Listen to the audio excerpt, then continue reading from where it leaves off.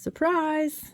I decided to record a second stitch with me before I left so that I could have something post while I was gone. So I'm Alara. Welcome to my channel. Thanks so much for joining me, and grab your stitching and sit back and we'll have a chit chat. This is Butterfly Sampler by Daily Pattern Post on Etsy.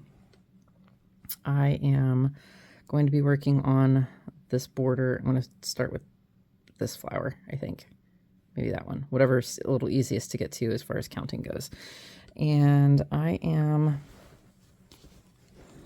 need to get the cord and plug back in. Hang on. Okay. And then make sure that this is adjusted a bit. Okay. Hopefully you'll be able to see that all right. So I am stitching this on 14 count ivory Aida. I don't know if I'm going to leave this in permanently or not. We'll see how that looks once I get some more stitches in.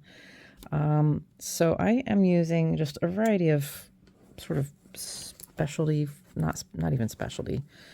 There's like variegated flosses. This is stuff that I got off of Timo. This sort of test flosses. So there's a couple of different metallics in here. And this is like a DMC Light Effects equivalent. And then some variegated flosses. So I'm going to be working with the variegated floss. So these will be the flowers. I will be using this one for the rest of the border with the flowers. So since the flower is what I can reach first, that's what I'm going to start with. And I'll show you how I do variegateds. I'm not, with a very few exceptions, I'm not usually a huge fan of the harsh color changes. So I'm going to stitch this 2 over 1, and I just take the floss and thread my needle. Ooh, I'm stuck. And I have the middle of my thread I have the needle in the middle of my thread. There we go. And I find the ends, even them out, slide my finger along. Oh no, I'm going to sneeze. Oh no, I can't reach the pause button. Oh, I don't want to sneeze. Okay, all better. I sneezed. So yeah, ends, needle. And so this ends up being, depending on how the variegation is now, it could still end up being rather harsh. Like, I don't know if you can see how this goes, but it's still kind of pink to blue to purple. So this will still end up with a pretty decent variegation, like noticeable variegation, rather than a blending effect, which is fine. I just let the thread kind of do what it wants to do. And all right, let me find where I'm at in the pattern. Oh yeah, we're going to start with this top flower because that's like 1 away. Much easier. I think that whole thing will be okay. And then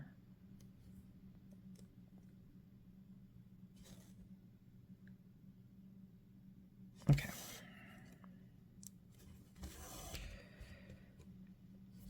Yeah, I just do a one strand tuck. I leave a decent amount of tails so that it doesn't accidentally pull through. And oops, sorry, I mean to smack you. And that's it. That's what I do for starting those kinds of threads. Well, not those kinds of threads, but starting 2 over 1, 2 over whatever for me. It is very late at night. I really wanted to have this done much earlier in the day. Let me zoom in a little bit so you can see what I'm doing. Is that going to be too close? Hello.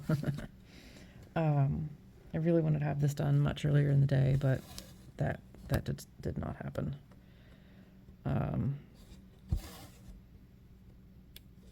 Mostly because I'm reading again.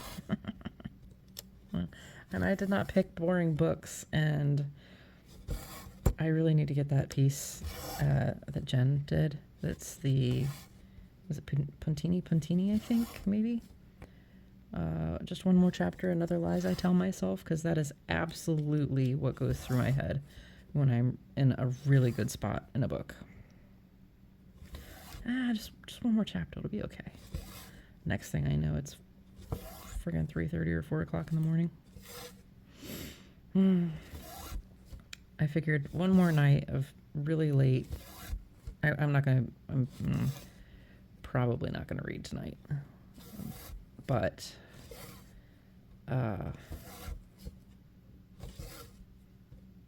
lost my train of thought already.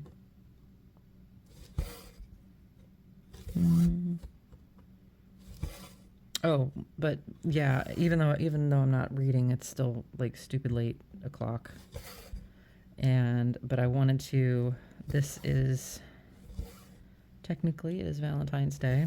I thought about starting the Winter Fairy that Jen and I are going to be doing, since it's technically Valentine's Day, but I did not want to do a Stitch Me with Dimensions pattern. It's much easier to mark off and talk and all that fun stuff when it's on Pattern Keeper, and I don't know yet if it's going to go gracefully into Pattern Keeper or not. So we will see. Not Pattern Keeper, markup, because I am still trying to get some use out of markup. I can't trust it when it comes to inputting colors for me.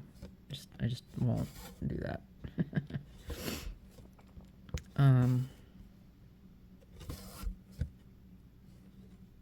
I did have somebody. I don't necessarily want to do my stitches this way, but that's okay. I think it'll stay pink for the most part, so yeah, that'll work. Somebody had mentioned talking about the books that I'm reading.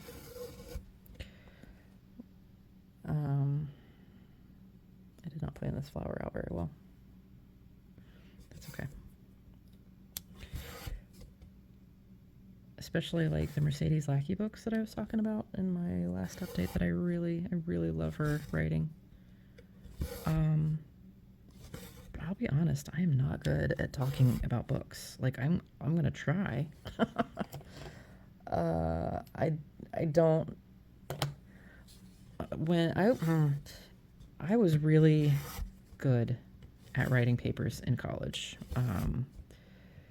For one of my, I think I've talked about this previously, but one of my papers was an argumentative essay that we had to do, and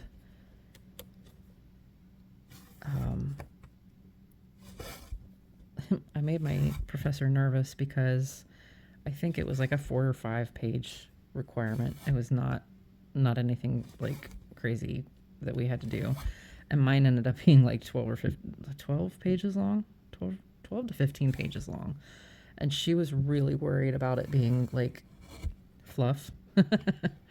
When you just over explain or overdo,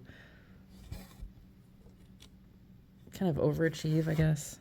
But she ended up asking, once it was turned in and graded, I got an A+ on it, and she ended up asking my permission to use it as an example for her future classes of what she's looking for on how to write an argumentative essay. I was really proud of that paper, and my husband actually helped me. He didn't really help me write it, but he helped me with the subject matter. Going off on a tangent here, that's okay. But I wrote about should climbers on Mount Everest be required to hold permits to be able to go, and like what kind of permits, and like should that be a thing? And I was just so lost on what to write about, and it wasn't necessarily anything that I would have picked. But because of that, I was able to be really objective with my research and, find both sides of the argument and things like that. So it was a fun paper. And, I ended up having to elaborate a little bit on some of the concepts and stuff, which she thought was good, obviously.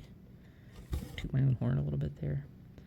However, when it comes to summaries, I am terrible.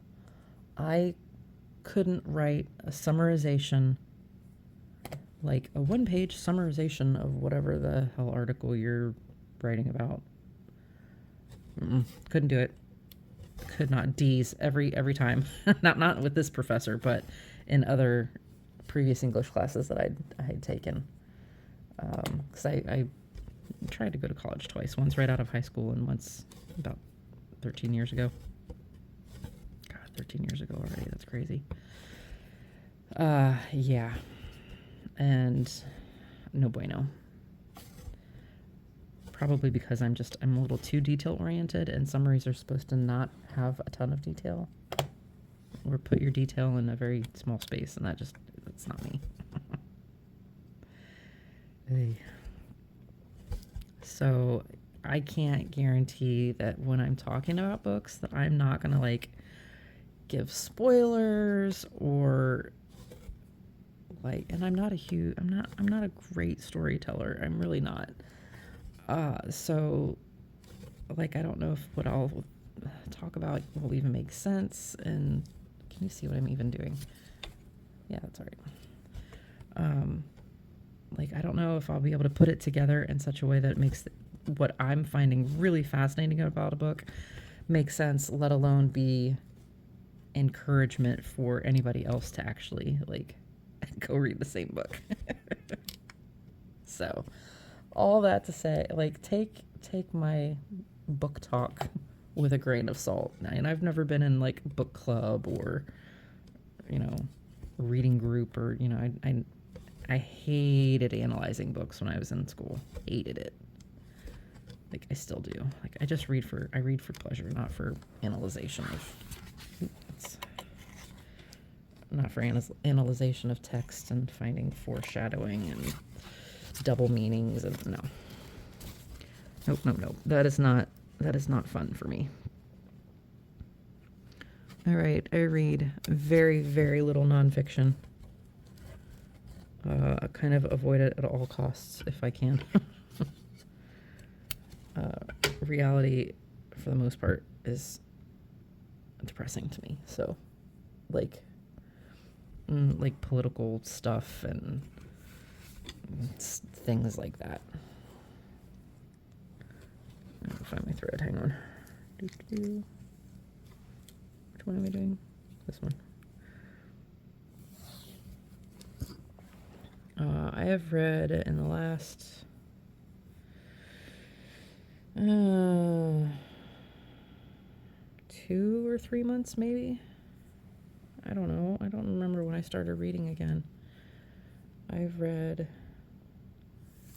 3, 4, 5,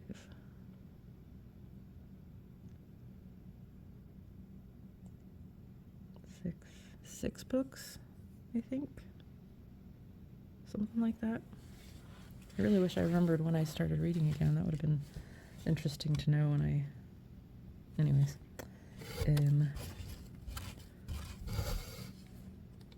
Anyway, so back to Mercedes Lackey. She is a fantasy writer. She collaborates with other authors quite often, like Anne McCaffrey and... Oh, who else? Off the top of my sleepy brain, I cannot think of other authors at the moment that she... Oh, no, I said Anne McCaffrey. I don't remember. It's okay. Push up just a little bit. Sorry. Try not to make you sick. Yeah, if I have my druthers, I will have my nose in a fantasy book any day. So her big like her main storyline, because she is a prolific writer. If you're not familiar with her works, I'm sure there's other authors that have written far more books than she has, but to me, she's a prolific author. And most of her books center around a country, a kingdom. I don't really know what its proper term for it is. Called Valdemar, not Voldemort, Valdemar. And the first books that she wrote about were, we'll call it modern. Like, it's not really modern. Think like horses and magic, and that typical fantasy setting, right? And basically it's about a specific group of people within the kingdom that kind of answer to the queen or king. They are, can't really say mages, but they have, we'll call them magical gifts of like telekinesis and foresight, or like empathic, so like really heightened senses, kind of, in some cases. Mind speaking, basically telepathic kind of things. There are like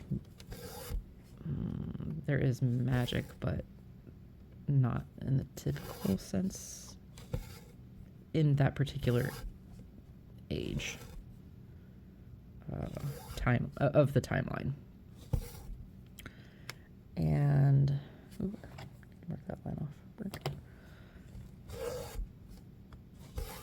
And then to narrow it further down, the characters that she writes about are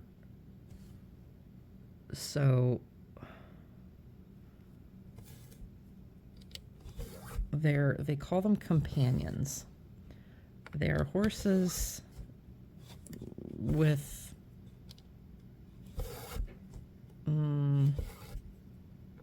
basically human understanding. They can't talk or anything like that, but they can't mind speak. But if they're writers, so to speak, don't have the gift of mind speak, then they can't hear the horse's thoughts. They're not horses. They're companions. Like, that's a big thing. You don't call a companion a horse. It's very offensive. And it's basically like stories of this group of people who are chosen by these companions. And it really appeals to my inner 14-year-old girl. Because I'm gonna show my nerd here for a minute. I used to literally dream when I was a child about being a horse and the freedom it would,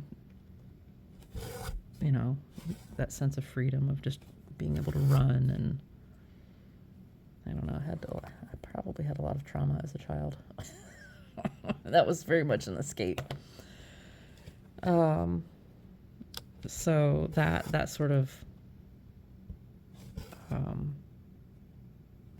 thinking appealed to me very much so.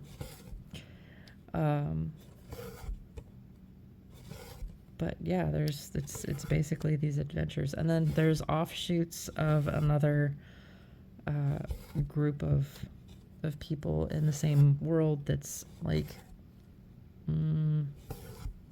think Native American tribe, but not. I sort of get that sense of inspiration from how she writes about these people, and they have like bond birds, and the birds don't necessarily mind speak like the companion horses do, but they sort of serve the same not the same purpose, but like the same sort of companionship. I would say the companionship aspect. Now have I read? I don't remember if I've read one of the main trilogies for that particular group, or if I just, because they sort of overlap in the stories. Obviously, some of the characters overlap, but not all of them. She tends to write in trilogies, so you'll get 3 stories of the same like group of characters. But honestly, some of my more like I love the Valdemar series dearly, but some of my favorite books of hers actually don't have the companion component to it. Like the very first chronological series is the Mage Wars, and it has like mage created animals like griffins and lizard people, for lack of a better word. But it follows the adventures of this one particular griffin in particular, and he is arrogant and witty and cracks me up. But it also follows kind of his like human best friend. I count this 1, 2, 3, 4, 5, 6, 7, 8. 1, 2, 3, 4, 5, 6, 7, 8. Oh, look at me guessing right. Okay. Do you belong to which one? I feel like that stitch should not be there. Okay.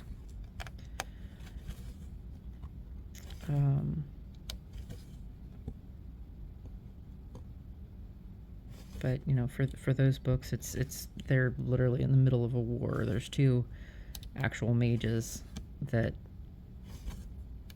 are, you know, heading up 2 different armies, and you know, the classic good and evil, and don't let the bad guy win, and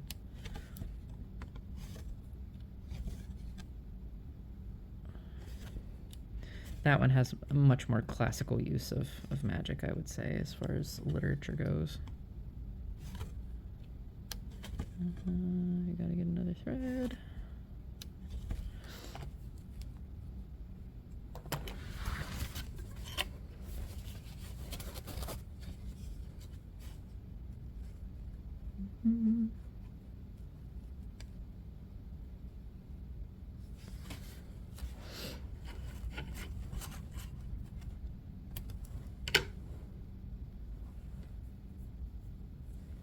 Okay.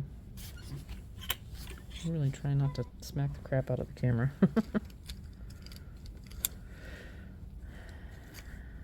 No, not that one. This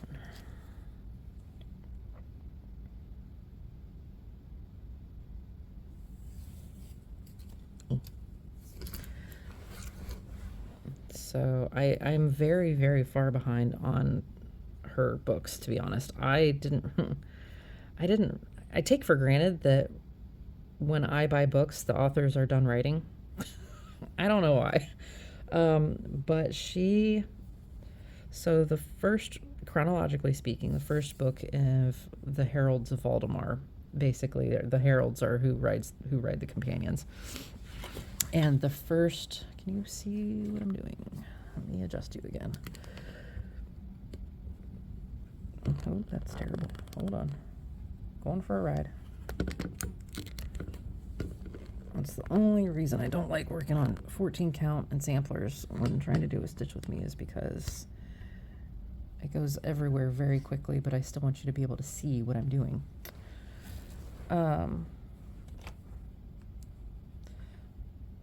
What was I saying? Mage Wars, Heralds of Valdemar. Hang on, I gotta look at this stitch and determine if it is incorrect. Yes, I believe that is an error in charting. Okay, good to know. Let me mark that off because it ain't going to be stitched. Burp. Too close.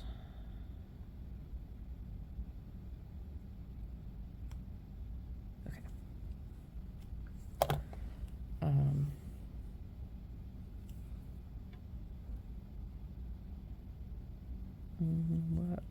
Where was I going with that train of thought?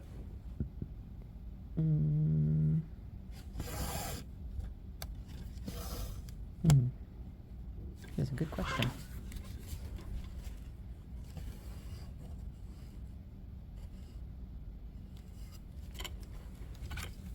Taking for granted that they were still read. Oh, so yeah, I take it for granted that authors are finished writing just because I've read some books of theirs.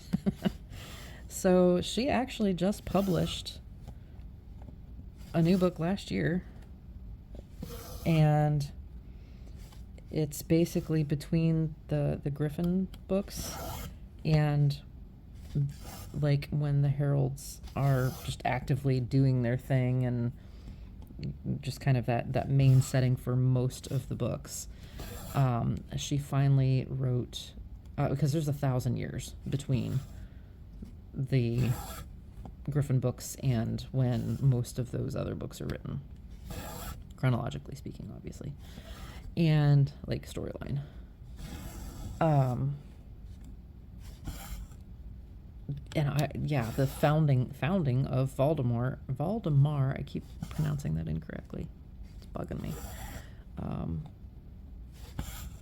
So she's finally written about, how this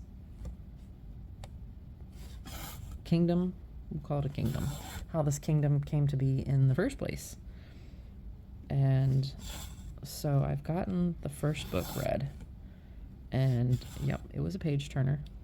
Very, very much a page turner. And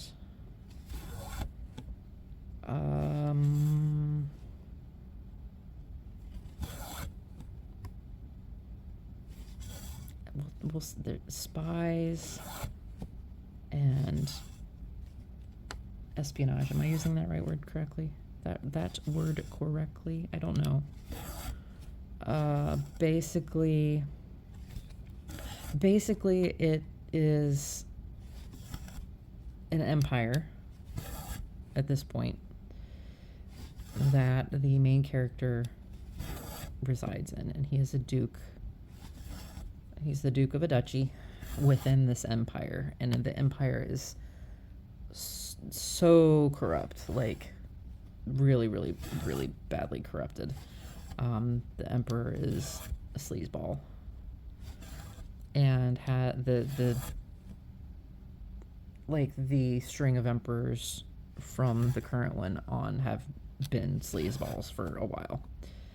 So and it's like you get the impression that this particular duke and his family are the only decent quote unquote rulers. We'll call them landholders, that actually care about the people that are on their land.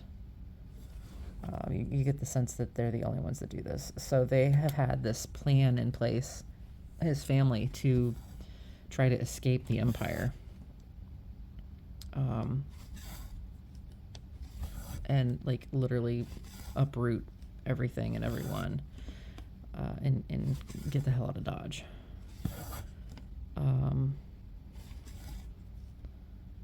And magic is still in use. So they have they call them gates that basically are teleporters.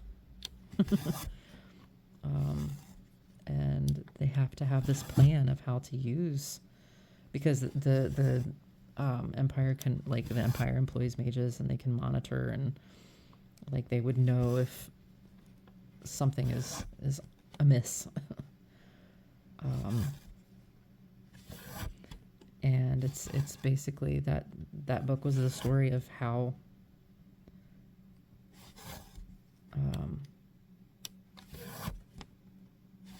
they are going to escape, if it's going to happen, And it was so good. It was so good. 1, 2, 3, where am I at? 1, 2, 3, 4. Okay.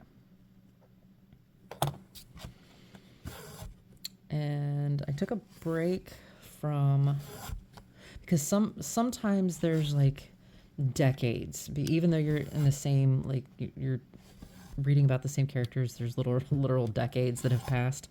And that's a little bit jarring to go from one book right into the next one when she does that. So I decided to take a break between the novels just in case that was the case. And I picked up Stephanie Meyer's most recent book. Stephanie Meyer, no S. Same author that wrote Twilight and all those. Yes, that Twilight. I have not read those books, but I have read The Host, which was also made into a movie, and really, really, really enjoyed it. Like, definitely a top tier favorite in my bookshelf. I've read that one a couple of times, The Host, and seen the movie. They did a pretty good job. And her newest novel does not disappoint. I could not stop turning pages last night. I'm like, I've got to go to sleep. Why are you doing this to yourself? But really, it's the only time I can in bed is the only time I can concentrate enough to read. I've been like that for a long time. Most of my reading as a child was done under the covers when I couldn't sleep at night.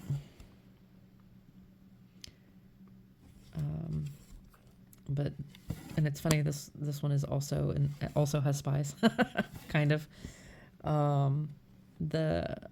This one is called The Chemist, and is set in modern America, and is, secret government agencies with no name, and the people who are part of that, and so far the main character feels very much like an anti-hero.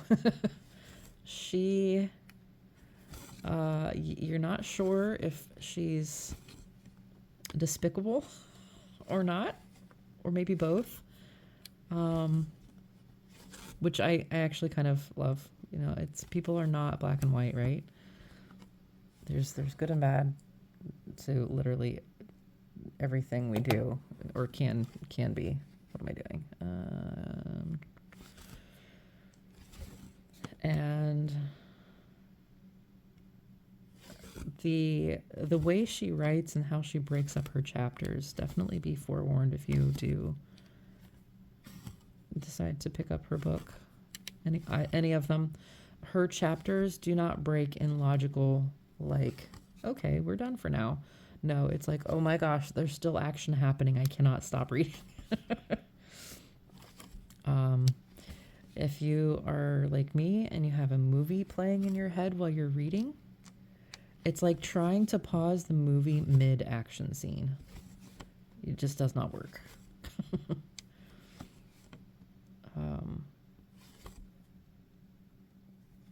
Yeah. So that's what I've been doing. I don't know how else to describe The Chemist yet, because I'm about a third of the way through. So I'm still puzzling, putting plot and stuff together. So I don't want to say too much and be like, oh, that is definitely not what I wanted to say, or definitely not how that was presented eventually.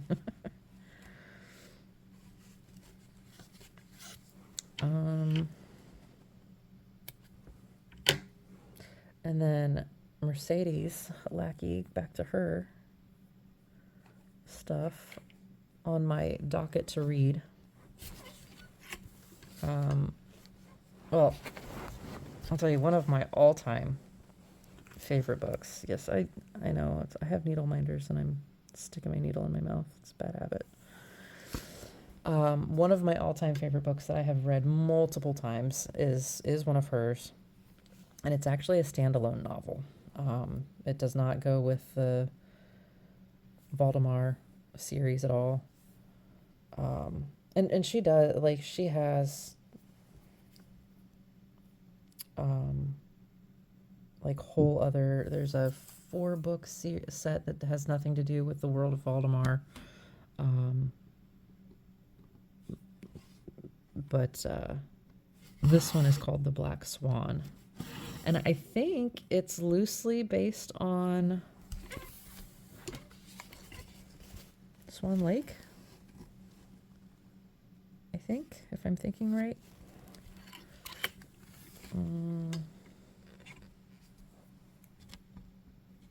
Odette is the name of one of the lead characters. Odile is the lead character. And I actually have a diamond painting from Heartful Diamonds, I think, that reminded me of this book. And then I realized that it was actually based on a story that I would assume is this book is loosely based on. But I don't know that story well enough to say how much they're related. So, but it's basically that her book, The Black Swan, is based on a mage and his daughter. And the mage has captured young women who he has deemed unfaithful to their husbands. And basically they are swans by day and women by night. And it's about the journey of redemption for Odile.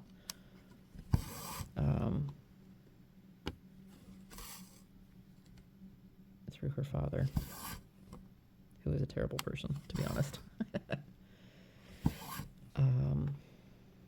So yeah, I really enjoy that story, and I love the gratuitous use of magic in that. Like, one of my favorite scenes in the book is literally her using magic to clean the castle where they live. And it's the way she writes that scene that it's just, I can see it happening, and it's very satisfying.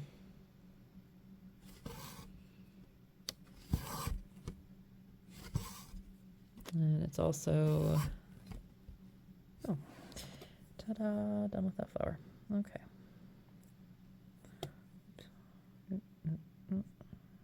Done. Tie that off.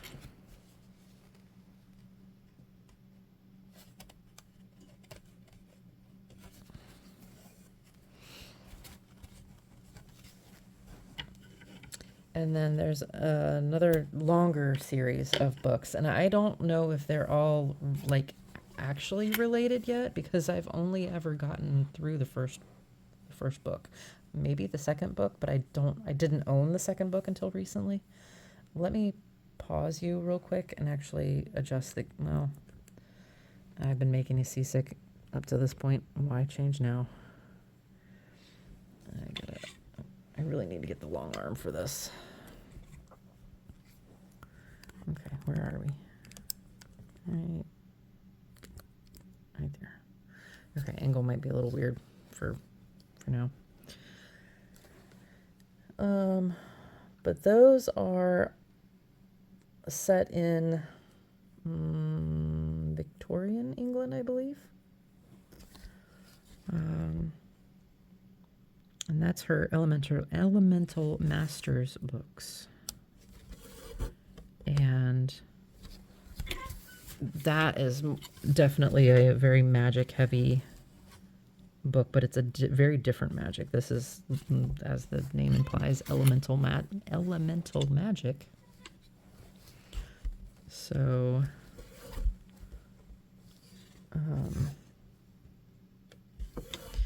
the very first one is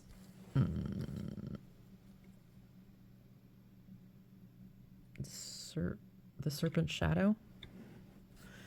And it follows a woman whose father was English and her mother was Indian. She was born in India.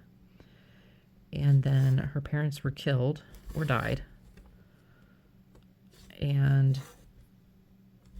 you know, official records say they died, but she suspects otherwise. And she ends up having to flee India for her life and ends up in London. And basically it's her fighting an unknown enemy. Well, hiding from an unknown enemy and then fighting when she's found. And I just like she's a doctor, and her magic is earth, and that is a healing magic in these worlds.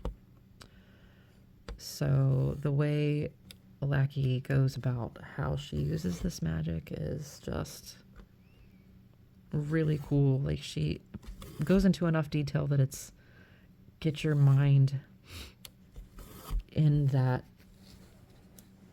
world, but not so much that it makes it like you're like, this is plausible. This could be a thing. You know, as far as like your brain willing to make a movie in your head. Like, when you read, do you see movies in your head? It's like a movie in my head. Now, people's faces I'm not very good at picturing, but you know, their body language and their emotions and things like that, that's, you know, things you cannot get in movies.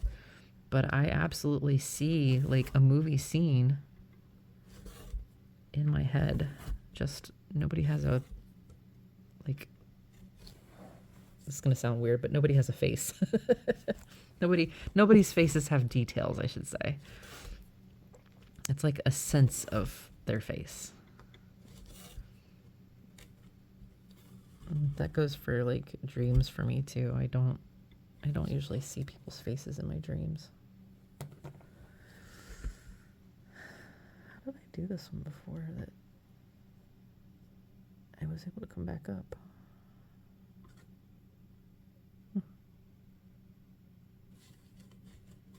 Oh well. Forge new ground, I guess.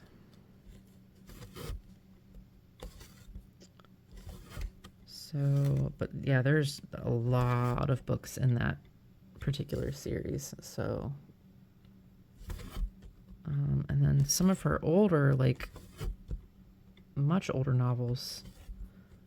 I'm just at this point collecting to read in the future. But it's like bardic tales, like they're about bards. I don't know. I don't know that one yet. So let me shut up. I'm trying to talk about it. And then there's some other like standalone trilogies that she's written that I'm looking forward to, that I went ahead and like picked up at thrift stores and stuff when I've gone out and seen them. So, but that's my current reading. Things that I will be reading for quite a long time in the future. I have a bunch of the books of, what are they called? David Eddings is the author. I'm sure some of you are familiar. I've read a few of them, but I honestly, I prefer to read books in their chronological story time, not necessarily time of publication.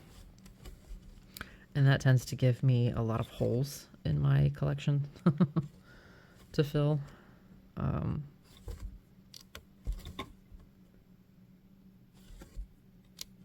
And that's no exception when it comes to David Eddings' books.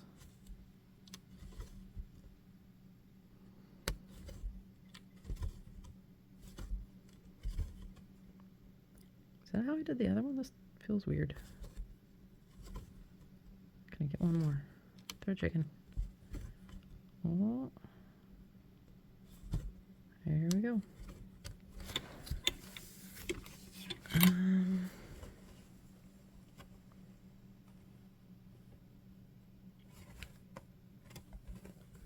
I'm gonna go ahead and chit chat some more, even though we're at 45 minutes, and I know it's late, but I still feel like chatting.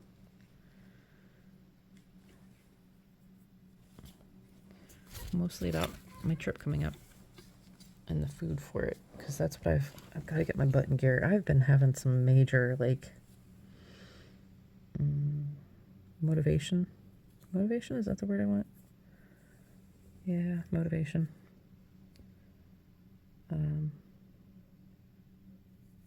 And I know part of it is the residual pain from my finger. I'm like, okay, I just gotta stop being a baby and get over it. But man, I smacked this sucker enough that I know if I start trying to get a lot done, it's gonna hurt because I'm gonna smack it. But I went grocery shopping Tuesday for foodstuffs. So I'm a very lazy backpacker. I do not like cooking. And let me kind of back up a little bit. I do not do the like meals in a bag like Mountain House and some of those like freeze-dried meals, because number one, they're freaking expensive. Oh my gosh, they're like $10 a bag. I mean, and yes, you can probably get 2 portions out of it, but you have to eat them right away. Like they don't keep.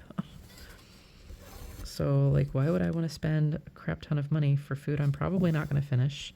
It's full of salt, which if you're, turning a bunch of miles while you're, if you're like on the Appalachian Trail or something, turning out 20 miles a day, that's one thing, but my butt's going to be sitting on the beach. I'm not going to be sweating my arse off to where I need to replenish the electrolytes. Like, that's what I have some powdered Gatorade for if we have, like, a hiking day or something.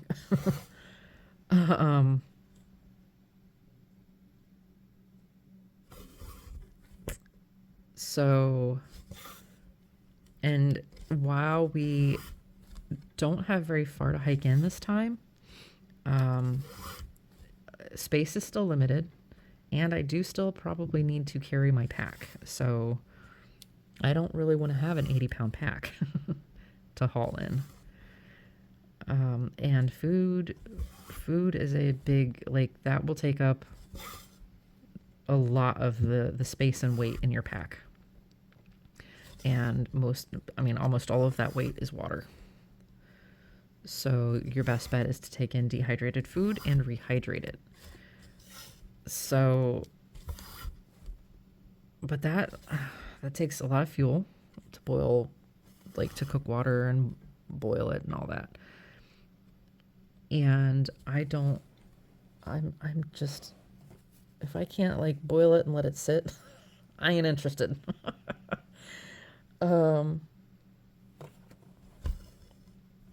It does also, if you don't take in like prepackaged freeze-dried meals, it does take some effort of pre-planning. Like, you have to dehydrate your own meals, and my girlfriend that I'm going down and meeting beforehand, she's excellent at that. Like, she is always dehydrating stuff for her trips. She's a lot more active getting out too than I am. But it does take her meals take a lot more effort than generally, like 99% of the time I'm willing to put in, which is really sad. I just give me a bag and boil some water and put it in and let it soak until it's done. That's what I want to do. And sometimes not even that. So I have 7 breakfasts to deal with. I have 7 dinners to deal with, and I have 8 lunches to deal with. And one thing we always struggle with on trail, which on trail is just a term for, you know, being out with your pack and no access to facilities, is vegetables, like nutrition, you know, so that you're not carbing up every meal. And or my husband will just basically eat steak the entire time he's gone, like have meat sweats because he's taking a 3-pound steak and just eating steak for dinner, and that's it. It's terrible. You know, I still want to have some semblance of decent nutrition while I'm out. And vegetables seem to be one of the hardest things, I don't know why, for me to handle.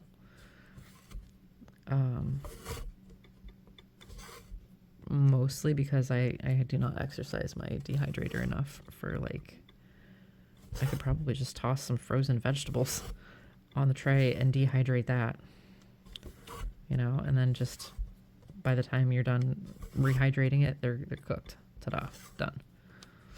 But that takes effort in running the dehydrator, which a huge part of my mental health struggle is overcoming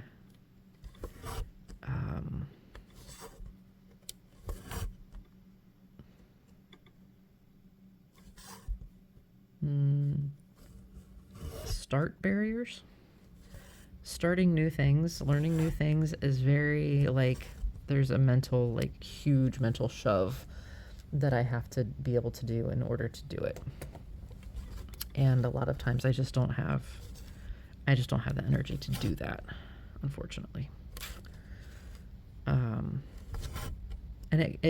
I know, like, it's one of those things that I know that once I start doing it, it's not going to be hard. It's not going to, like, it's dehydrating shit. You just throw it in the thing and follow directions on about how long to do certain things. But it's my people that suffer with depression. You might understand what I say when it's the same. I don't even, maybe it's not even a depression thing. I don't know. If anybody's familiar with Elise Myers, she's a huge, like, her reels are on my Facebook feed. I think I follow her now, so that they're always on there. But she describes, like, one of her videos about getting in the shower. Like, she's like, it's been a day. It's been a few days, more than a few days since my last shower. And I know that once I get in the shower, I'm going to feel like a new woman and it's going to be amazing. But the time between right now and getting in the shower is my own personal hell. And I'm like, yes, I totally get it. It's that change of state, like that change of doing what I'm doing and I'm comfortable doing and I know what I'm doing, to uncertainty and not knowing what I'm doing. Like, showers are not quite the struggle for me that she describes, simply because I have had to take showers every day since I hit puberty, because I'm just a grease ball otherwise. But, you know, people who maybe can get away with out a shower every day or maybe that is a little bit harder for them when they're suffering a bit more with whatever mental health struggle that is that causes that. But that's the same basic thing that I feel like I've actually been struggling a little bit with. Yes, the finger is a factor. Like, the injury itself has been a factor. But changing the state of injury to heat. Ah, there goes the friggin'. Hold on, sorry. I've been sitting here long enough that the downstairs heater kicked on. Hell's bells, what was I saying? Oh, from, like, that transition between I'm hurt to I'm healed enough to work is hard for me, like, because there's sort of that element of unknown of I don't know how much I'm going to be able to do. Oops, Nike, sorry. to do before it's too much, before it hurts too much. And I am a pussy when it comes to pain. I do not like being in pain. You would think that I would have been one of the first people to say, give me an epidural when I had my kids. I had them naturally.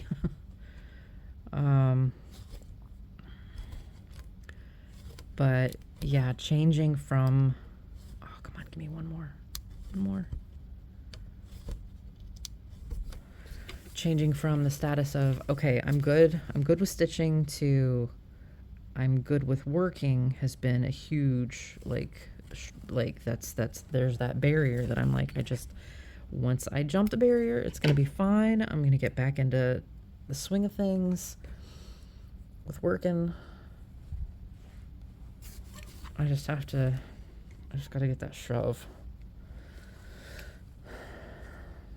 I'll get there. I gotta get there. I gotta work. I gotta get stuff. Okay. I gotta get stuff out. Like I said, I know that the injury itself stopped me from working. Now it's my brain overcoming that you're okay to work some. Stop when it hurts too much. Like, that's the logical thing, right? That's what my brain just does. Don't be a dummy. It's hard. And I understand that if you don't have the same issues, then it doesn't make any sense. You're like, what? That doesn't make any sense. Why is that hard? So, but again, that's another, like packing, that's been another, like, okay, it's a status change. I have to do things that I haven't been doing. And it's hard. And once I start doing it, it's gonna be like, this was not hard. This was dumb. Why did you put this off? But I need to take, what I need to do is grab a notebook on my way upstairs and put it with my foodstuffs, because if I have a notebook to like note, okay, here's day 1, here's day 2, or here's all my breakfasts, or however I'm going to note it, I think that'll help. Yeah, I will do that. Hopefully, if I remember. Did I grab the wrong one? Oh, that's the right one. It's just a lot of purple right there. But I think, like, my breakfast is going to be 7 days of oatmeal. It's just, unless I can find some grits. I might have some grits left, like instant grits. But I take instant oatmeal and I take powdered milk because I prefer my oatmeal made with milk. So I will take my instant oatmeal and my powdered milk. 1, 2, 3, 4, 5, 6, 7. And I actually got some shelf-stable, fully cooked bacon that I will just pop out of the package and eat. And that was kind of exciting. So I'm like, ooh, bacon and oatmeal. All right. And then I also, I think I have enough for 2 or 3 days of the bacon. And then I grabbed a thing of summer sausage.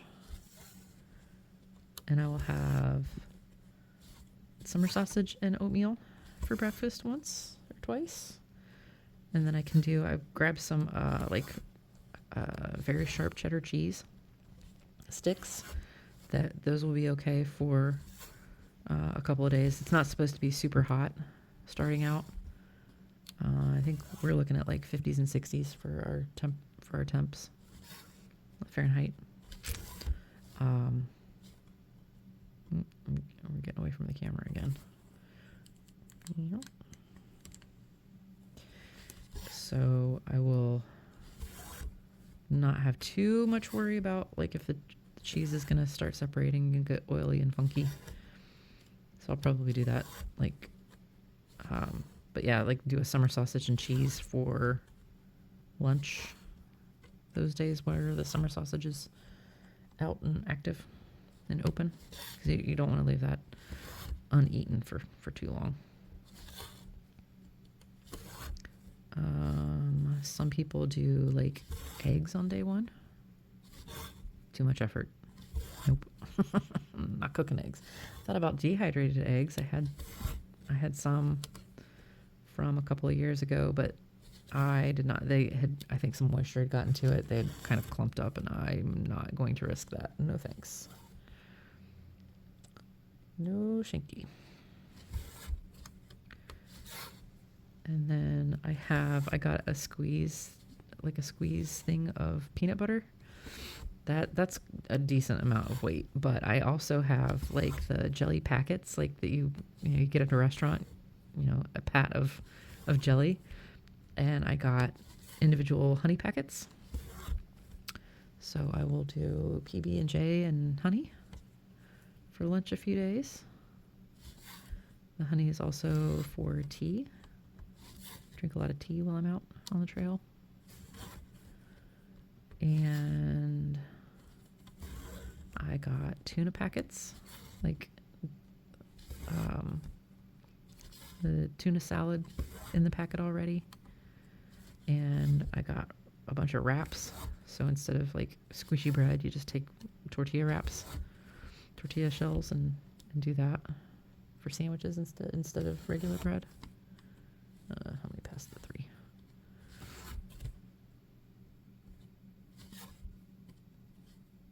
Hold on, I gotta concentrate on what I'm doing here. Yeah. Right.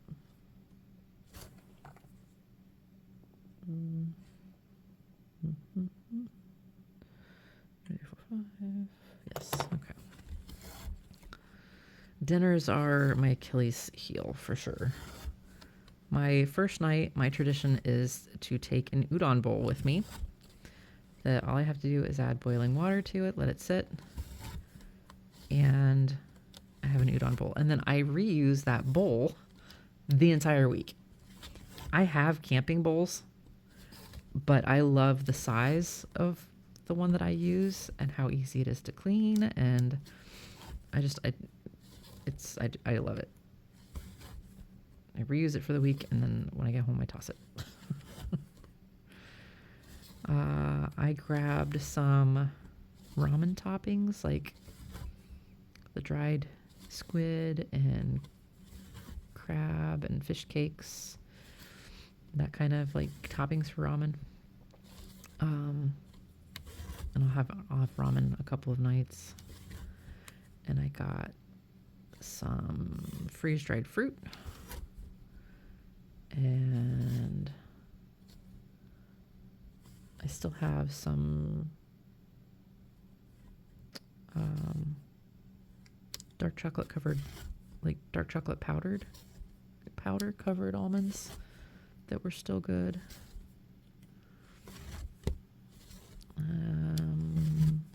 I got a box of stuffing, a couple of packets of chicken, some turkey gravy, and instant mashed potatoes, and I will have me a little turkey dinner. I know it's not turkey, it's chicken, but that's one of my dinner plans. I have to actually like portion out the gravy and the potatoes and stuff, otherwise it's going to be chaotic and too much. So I have to portion all that out and make notes on measurements of water and things like that. I'm looking forward to that. That'll be fun. Might take some dried cranberries to have with that as well. And I got some dehydrated minestrone soup. Like supposedly it has the pasta in it and everything. And that's like an 8 serving pouch, so that's going to get portioned up. And I was thinking about taking some beef stew. I was actually going to dehydrate some. My husband's like, why? Why go through that effort? You're not that far. I'm like, yeah, but everything else is going to weigh so much. Do I really want to take cans in? And I don't know what I want to do about that yet.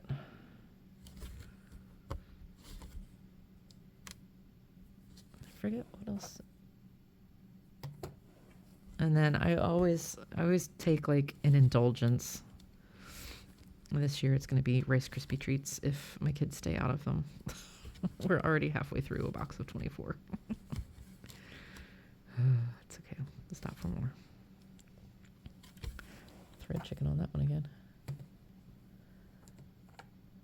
Now, is that same on that side? Yes, it is. Okay.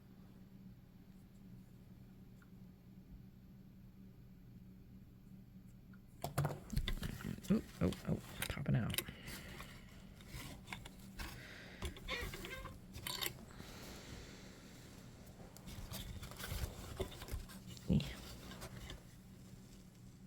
Some people stitch in the ditch, and it does make it easier for ending your threads.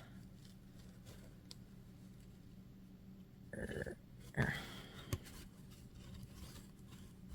we go.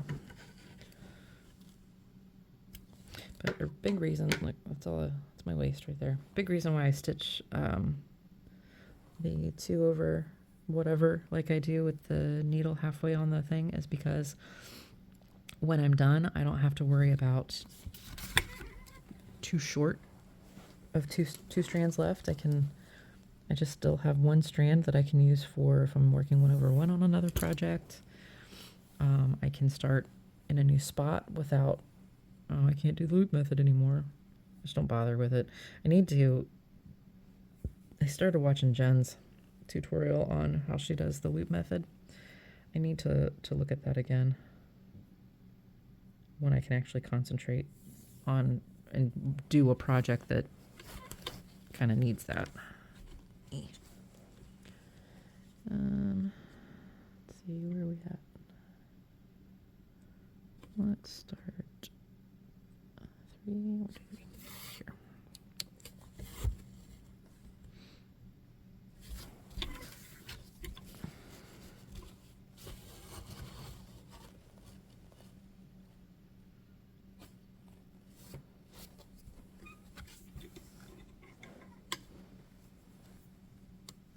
Trying to think what else. Oh, the same people who made the tuna pouches also do chicken and salmon, and I found beef ones too, which I know those are not dehydrated. They weigh what they weigh, which is why my food pouch tends to be ridiculous when it comes to weight.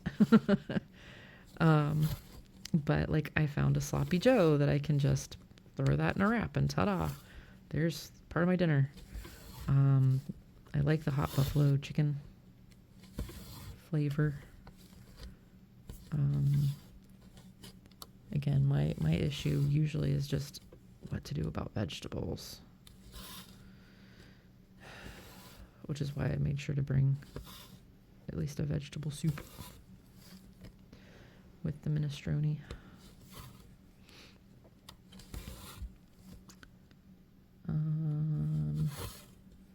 One year I did find some at my local grocery store. I found some, like, I don't know if they were freeze-dried or if they were dehydrated. They had to have been, maybe, I don't know. Either way, they were dried. They were not wet. Green beans and, like, mixed vegetable stuff. Oh, there was beet chips in there. Those were really good. And I threw those in some of my, like, I threw the beets in my udon one night. That was, or no, my ramen. That was really good. But I couldn't find them this time. And all the dried beet stuff that I found, like, on Amazon or whatever was really stupid expensive. So I passed on that this year. But yeah, same with the green beans. That would have been nice to, I just used that and snacked on. But I did not have that choice this year.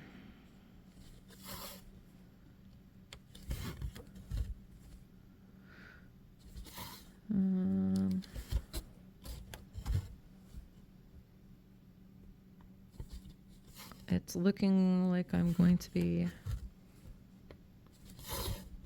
driving straight through to get there. As I mentioned in my update, I'm not feeling 2 days worth of travel. I want to leave and get down there. 12 hours later. Poor little midget's still coughing. I gave him cough medicine, but it's just as bad as me at being sick.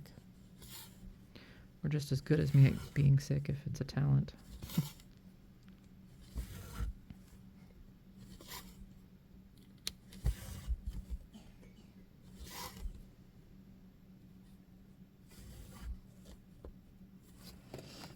Okay, there.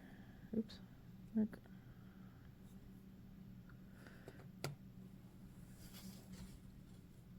10 more stitches and then we will call it here, folks. Oh yeah, it's a good chunk of time. If you made it this far, thank you so much for hanging out, and I hope you got a lot of stitching in. I hope you have a wonderful rest of your week. I hope to be back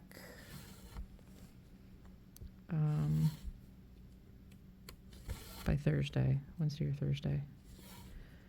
And I hope to have kind of a, well, I mean, I'll have, you know, my vlog style stitching while I was camping.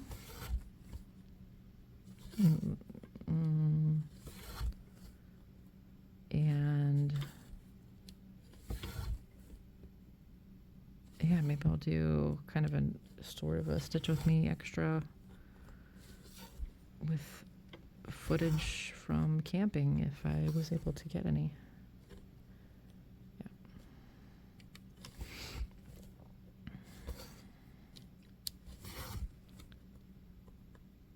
One more.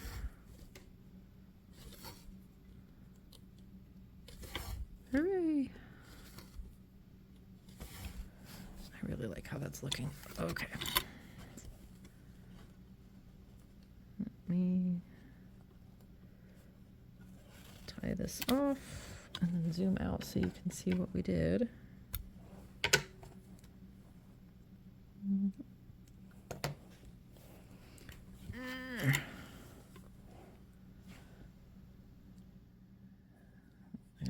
Reorient here. There we go. Can you see all that? I don't know if you can see this left-hand side very well because I can't see that. I think I really like how that's looking so far.